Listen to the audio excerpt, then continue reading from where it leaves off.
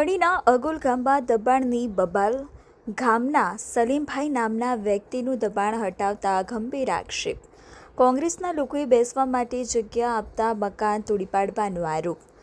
તો તાલુકા સદસ્યના પતિએ આ કાર્યવાહી પાણી નિકાલ માટે થઈ હોવાનું જણાવ્યું. ગામમાં 80% દબાણ હોવાની હકીકત તાલુકા સદસ્યના પતિએ સ્વીકારી. સાલીમ જાદવ નામના વ્યક્તિએ ગામના તમામ દબાણ દૂર કરવા કરી હતી અરજી વચ્ચે સલીમ જાદવના પશુ બાંધવા માટે ઉપયોગમાં લેવાતા મકાનને તોડી પાડવામાં આવ્યું. સલીમ જાદવે લગાવ્યો ગંભીર આરોપ. ચૂંટણીમાં કોંગ્રેસના લોકો ઘર આગળ બેઠા હતા તે બાબતને લઈને મકાન તોડી પાડ્યું. સલીમ જાદવના ટેકેદારોએ ગામના તમામ દબાણો દૂર કરવાની માંગ કરતા મામલો ગરમાયો. એક દબાણ તોડવાની કામગીરીને લઈને સમગ્ર તાલુકામાં મામલો ચર્ચાસ્પદ. દબાણને લઈને ગામના બે જૂથ આમને સામને આવી ગયા.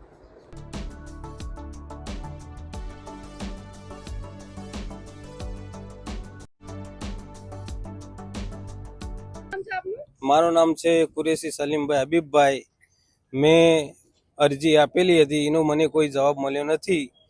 તો મને જવાબ મળે એ માટે સરકાર દ્વારા, ગ્રામ પંચાયત દ્વારા, ટીડીઓ સાહેબ દ્વારા મને જવાબ મળે એ માટે મેં અરજી કરેલી. મને કોઈ જવાબ મળ્યો નથી. મારો પ્રશ્ન એ છે કે મારે જે મને દબાણની અરજી આપેલી હતી તે મેં પણ સામે આપી અને મારે કોઈ જવાબ મળ્યો નથી. તો જે મારે સાથે અન્યાય થયો છે અને જે બીજું બાકી દબાણ છે એ દૂર કરવા વિનંતી. ગામમાં ઘણા દબાણો છે પણ એ દૂર કરાવાયા નથી અને મારું એકલું હટાવાયું.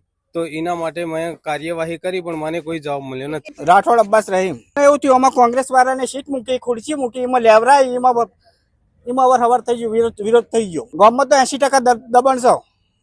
80% થયું, એમાં અમારું જ આવ્યું, બીજો કોઈનું ના આવ્યું. એટલે કે તમે એમ કે તમે હમણાં વોટ ભાજપમાં નહીં આલ્યા, તમે કોંગ્રેસમાં વોટ આલ્યા, એટલે અમારું પાડવાની કોશિશ કરી. આ બધાની અમારા મોટા આગેવાન હતા, બધા અમારા આગળ નથી પડાયું. તમે એમને સપોર્ટ આલ્યો ને તો અમારો સપોર્ટ કોઈને આલ્યો નહીં.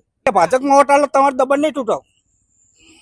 અમે તો ભાજપમાં આલો તો અમારું એવું કરવા રહ્યા કર્યું, અમારું પાડું એવું બધાનું પાડો ને અમે બધાને અરજી આલશું. કરતું નહીં, એના લીધે પાણીના રોકવાના લીધે જ દોડવામાં આવ્યું છે. એમાં જે 10 નોટિસો આલી એમાં 8 જણા સ્વીકારી, એક જ જણા ખાલી સ્વીકારી નહીં, 9 જણા સ્વીકારી લીધે કે હા ભાઈ દબાણ લીધે કર્યું અને એમને હાલે સ્વીકારવા તૈયાર છે. અને એ અમારો ટ્રાય ચાલી રહ્યો કે જ્યાં જ્યાં રોકાતું હોય પાણી એ બધું સાફ કરવાનો અમારો ટ્રાય ચાલી રહ્યો. એ નથી પડતું, એ આપણો પ્રયત્ન ચાલુ જ છે કે જે ગેરઅધિકારી નહીં એના પહેલા નોટિસ પોકે, પેલા કાલે નોટિસ પોકશે, બધાનો ટ્રાય ચાલુ જ છે. પણ હશે તો હટાવવું પડશે ને.